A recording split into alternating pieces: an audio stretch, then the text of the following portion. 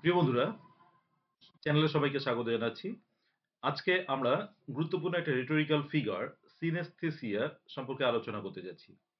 এই synesthesiaর আ এই rhetorical টার্মটা অনেকের সঙ্গে পরিচিত নয়, অর্থাৎ অনেকে এই synesthesia টাকে জানেন না।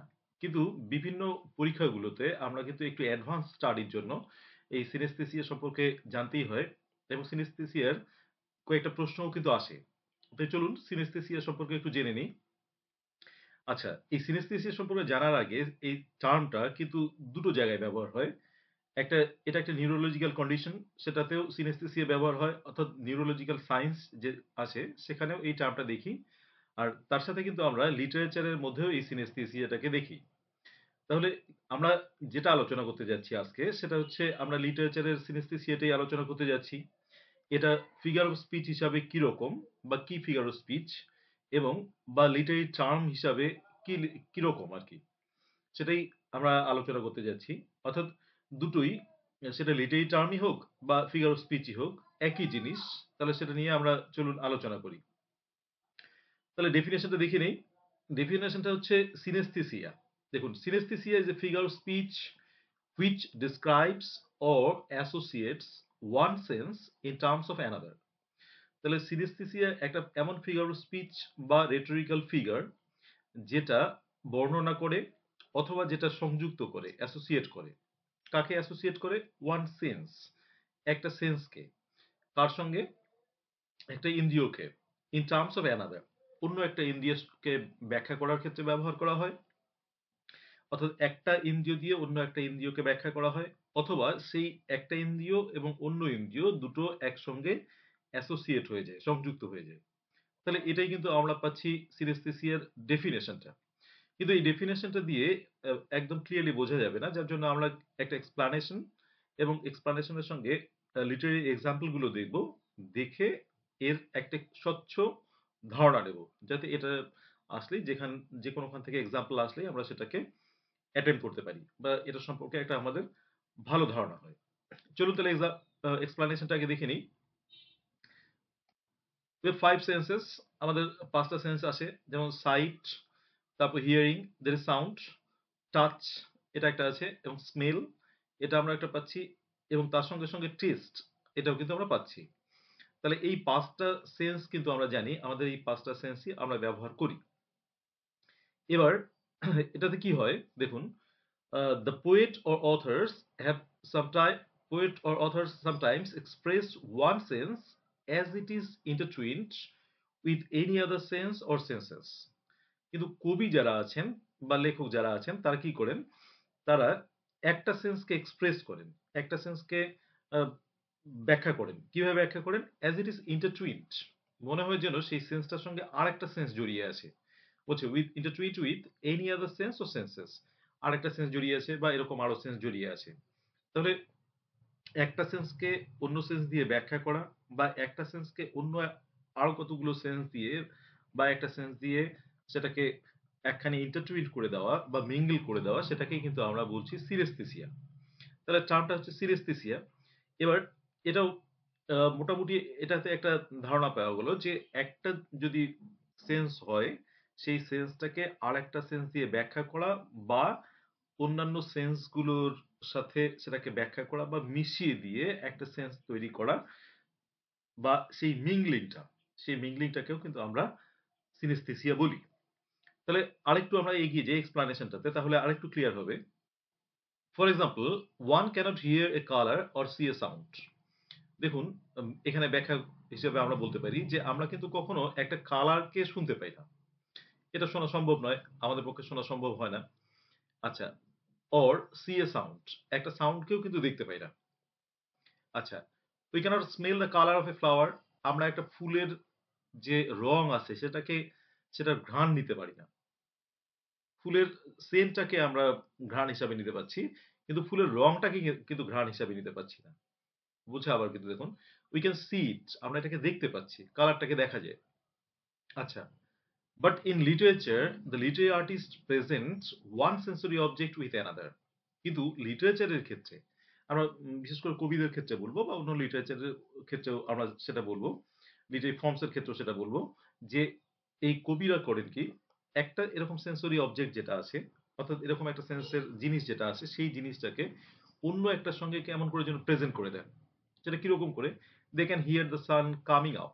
তারা এরকম দেখেন যে তারা একটা সূর্য আসছে, সেটা শব্দ নাকি তারা শুনতে পান। তাহলে দেখুন, এখানে কিন্তু তাহলে দুটো হচ্ছে, একটা সেন্সকে দিয়ে আরেকটা সেন্স ডিফাইন করছে, আরেকটা সেন্সকে ডেসক্রাইব করছে। কিরকম করে? তারা কিন্তু শুনতে পাচ্ছেন যে সূর্য আসছে। তাহলে একটা দেখার জিনিস এবং আরেকটা শোনার জিনিস, এ দুটো কিন্তু এখানে একদম মিশেল হয়ে গেছে, মিক্সিং হয়ে গেছে। আবার বলছে দেখুন, they can hear the colour of a flower. তারা একটা ফ্লাওয়ারের কালারও কিন্তু তারা শুনতে পান।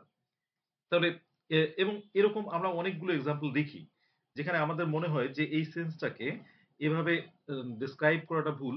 আমরা যদি সাধারণ মানুষ সেটা করি সেটা ভুল, কিন্তু সেটা কবিতার ক্ষেত্রে কবিরা বা অন্যান্য লিটারি ফর্মের যারা আর্টিস্ট আছেন তারা সেটাকে কিন্তু ব্যবহার করে থাকেন। কেন ব্যবহার করে থাকেন? বিভিন্ন উদ্দেশ্যে। সেটা কবিতাটাকে আরো ইফেক্টিভ করার জন্য বা লাইনটাকে আরো ইফেক্টিভ করার জন্য, লাইনটার মধ্যে আরো ফোর্স দেওয়ার জন্য, লাইনটার মধ্যে মাধুর্য আনার জন্য বিভিন্নভাবে সেটাকে কিন্তু ইউজ করা হয়। এবং সেটার মধ্যে আ একটা মানে কবিতার যে মূল জিনিসটা, অর্থাৎ কবিতার আ কবিতাটাকে আরো সুন্দর করার জন্য সেই এই জিনিসগুলো কিন্তু কবিরা ব্যবহার করে থাকেন, এবং এগুলোর ক্ষেত্রে কিন্তু আমরা সেই জিনিসটাকে আমরা ভুল বলে ধরি না। কবিদের ক্ষেত্রে ভুল বলে ধরি না। আমরা যদি সেটাকে বলি সেটা অবশ্যই ভুল। সেটা সেন্সের দিক থেকেও ভুল। কিন্তু কবিদের ক্ষেত্রে এই জিনিসগুলো আমরা জানি, সেগুলোর ক্ষেত্রে ভুল ধরা হয় না। বরং এটাকে একটা নাম দেওয়া হয়। সেই নামটাই কিন্তু আমরা বলছি সিনেসথেসিয়া। আচ্ছা, চলুন কতগুলো এক্সাম্পল দিয়ে যদি আমরা এটাকে ব্যাখ্যা করি, তাহলে সেই ব্যাখ্যাটা বুঝলে আরো ক্লিয়ারলি বোঝা যাবে। চলুন এক্সাম্পল নাম্বার 1 দেখি। The stars sounded like piles of diamond. তাহলে স্টার্স গুলো সাউন্ড করেছিল কিরকম? পাইলস অফ ডায়মন্ড, অর্থাৎ অনেকগুলো ডায়মন্ড আছে। সেই ডায়মন্ড গুলো একখানে পাইলিং হয়ে পড়ছে, জমা হয়ে পড়ছে, এবং সেগুলো থেকে কিন্তু একটা সাউন্ড হচ্ছে। সেই সাউন্ডটাকে কিসের সঙ্গে তুলনা করলো? তুলনা করলো হচ্ছে কিন্তু দেখুন, স্টারের স্টারের সঙ্গে। মানে অর্থাৎ স্টারদের এরকম একটা সাউন্ড হচ্ছে। এখানে একটা ব্যাপার বোঝার, যে স্টারের কিন্তু এরকম সাউন্ড হয় না। তাহলে কিন্তু স্টারকে আমরা দেখতে পাই। কিন্তু এখানে বলছে যে স্টারের সাউন্ড হচ্ছে। স্টার গুলোর সাউন্ড হচ্ছে। তাহলে এখানে একটা ভিজিবল সাইট, মানে ভিজিবল জিনিস বা সাইটের সেন্স, সেটাকে কিন্তু মিংলিং করে দেওয়া আছে বা ইন্টারটুইন করে দেওয়া আছে একটা সাউন্ডের সঙ্গে। তাহলে এটাকেই কিন্তু আমরা বলছি সাইনেস্থেসিয়া। এবার এ প্রসঙ্গে আরো একটা জিনিস বলে রাখা উচিত, যে এই সাইনেস্থেসিয়াটা কিন্তু অনেক সময় একটা সিমিলির ফর্মে আসে সাইনেস্থেসিয়াটাকে। যেমন এখানেও আমরা যে জিনিসটা পেলাম সেটাও কিন্তু সাইনেস্থেসিয়াটা ওই একটা সিমিলির আকারে, যেমন লাইক পাইলস অফ ডায়মন্ড এখানে পাওয়া গেল। তাহলে এটা একটা, অবশ্যই এটা একটা সিমিলির উদাহরণ, এবং তার সঙ্গে সঙ্গে কিন্তু সাইনেস্থেসিয়ারও উদাহরণ। যেমন স্টারস সাউন্ডেড, তাহলে স্টার গুলো একসঙ্গে যেটা সাইট, তার সঙ্গে সাউন্ডকে একসঙ্গে মিশিয়ে দেওয়া আছে। আচ্ছা, পরে আরেকটা এক্সাম্পল দেখি চলুন।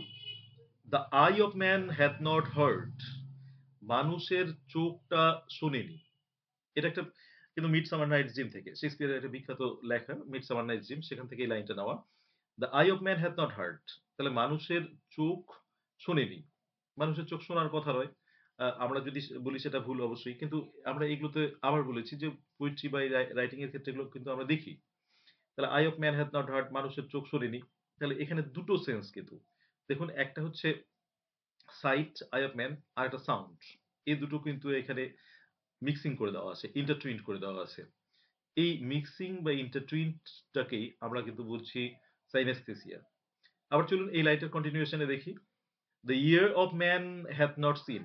মানুষের কান কিন্তু মানুষের কান কিন্তু হচ্ছে দেখুন দেখেনি। মানুষের কানে দেখা সম্ভব নয়। তাহলে এখানে ইয়ার পাচ্ছি আমরা, শোনার জিনিসটাকে সাইটের সঙ্গে মিক্সিং করা। আবার তার সঙ্গে আরেকটা জিনিস আছে দেখুন কন্টিনিউশনটাই। Man's hand is not able to taste. মানুষের হাত টেস্ট করতে পারেনি।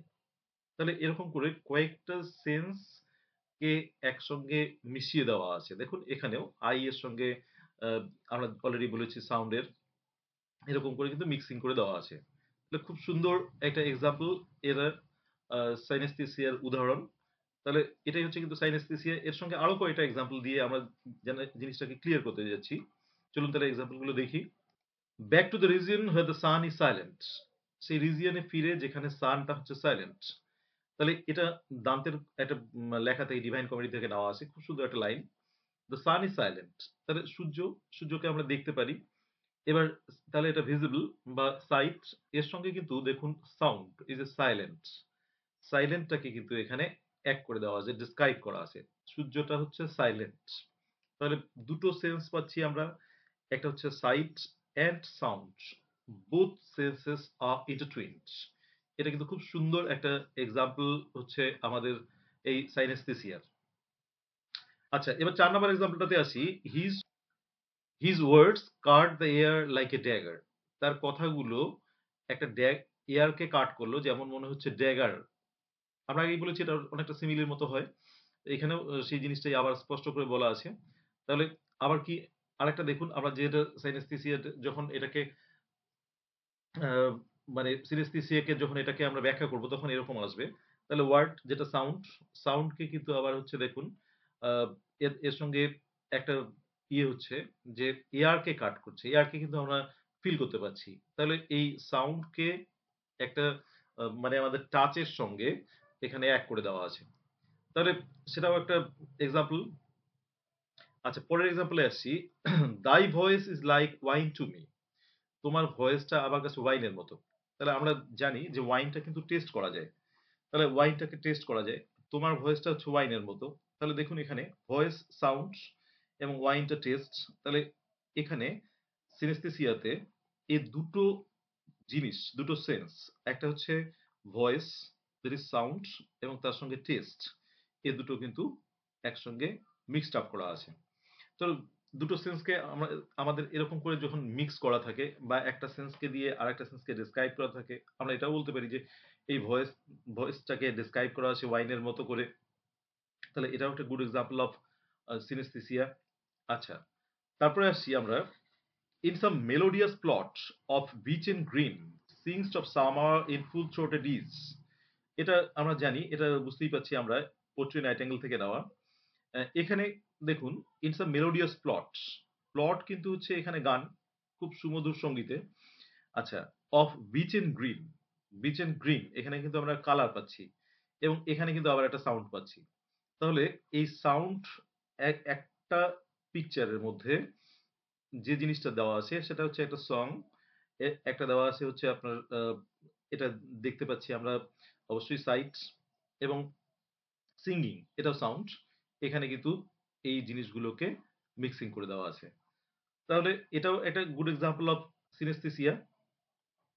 আচ্ছা, পরেরটাও ওট্রি নাইটেঙ্গেল থেকে দেখুন। Tasting of Flora and the country green dance and Provencal song sunburnt mirth. দেখুন এখানে একটা পাচ্ছি আমরা টেস্টিং অফ ফ্লোরা। ফ্লোরা জানি আমরা হচ্ছে ওয়ান কাইন্ড অফ ড্রিঙ্ক। তাহলে ফ্লোরাকে টেস্ট, তাহলে ফ্লোরার টেস্টটা, তাহলে এখানে একটা টেস্টের সেন্স, তার সঙ্গে কিন্তু ডান্স এবং তার সঙ্গে কিন্তু সং এবং তার সঙ্গে কিন্তু মার্থ। এই জিনিসগুলোকে অর্থাৎ সবগুলো বেশ কয়েকটা সেন্সকে এখানে কিন্তু এক করে দেওয়া আছে। এক করে দিয়ে সেটাকে একটা সিনেস্থেসিয়াতে পরিণত করা আছে। Synaesthesia of senses. তাহলে এই সেন্সগুলোকে ইন্টারটুইন করা আছে। ইন্টারটুইন করে যে আমরা সেন্সটা পাচ্ছি, যে আমরা লাইনটা পাচ্ছি, যে আমরা এক্সাম্পলটা পাচ্ছি, সেটাই কিন্তু হচ্ছে সিনেস্থেসিয়া। এবার চলে আসি পরের এক্সাম্পলটাতে। Her silver voice is the rich music of a summer bird. তার সিলভার ভয়েস। তাহলে তাহলে ভয়েসটাকে পাচ্ছি আমরা কিরকম ভয়েস? ভয়েসটা কিন্তু সিলভার ভয়েস। সিলভার ভয়েস বলতে তাহলে একটা হচ্ছে আমরা দেখতে পাচ্ছি, সিলভার কালারটা দেখতে পাচ্ছি, এবং ভয়েসটা হচ্ছে আমরা শুনতে পাচ্ছি।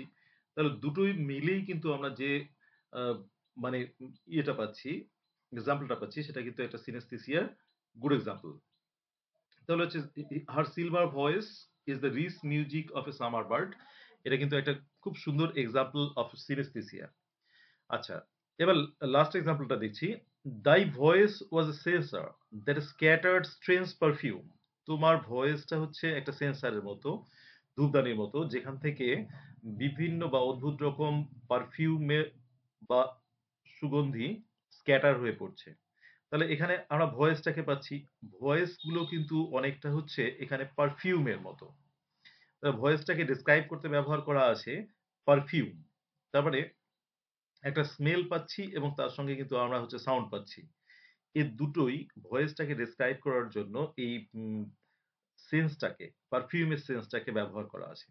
তাহলে খুব সুন্দর করে এখানেও সেই সেন্সটাকে ইন্টারটুইন্ট করে দেওয়া আছে, সেই সেন্সটাকে মিঙ্গল করে দেওয়া আছে, বা একটা সেন্সকে ডিসক্রাইব করার জন্য আরেকটা সেন্সকে ব্যবহার করা আছে। এই এক্সাম্পল গুলো দিয়ে কিন্তু আমরা সিনেস্থেসিয়াটাকে বোঝার চেষ্টা করলাম। তাহলে খুব সুন্দর করে এই মানে আমাদের সিনেস্থেসিয়াটাকে এগুলো বুঝে নেবেন, কারণ এগুলো বিভিন্ন অ্যাডভান্স স্টাডির জন্য প্রয়োজন এবং এই বিভিন্ন পরীক্ষাতে কিন্তু এগুলো আসে। তাই সিনেস্থেসিয়াটা অবশ্যই জানা উচিত। এটাই হচ্ছে আজকে আমাদের সিনেস্থেসিয়ার এক্সাম মানে সিনেস্থেসিয়া সম্পর্কে আলোচনা। Thank you for watching the video. Please subscribe the channel. Let's learn blooming birds and stay tuned.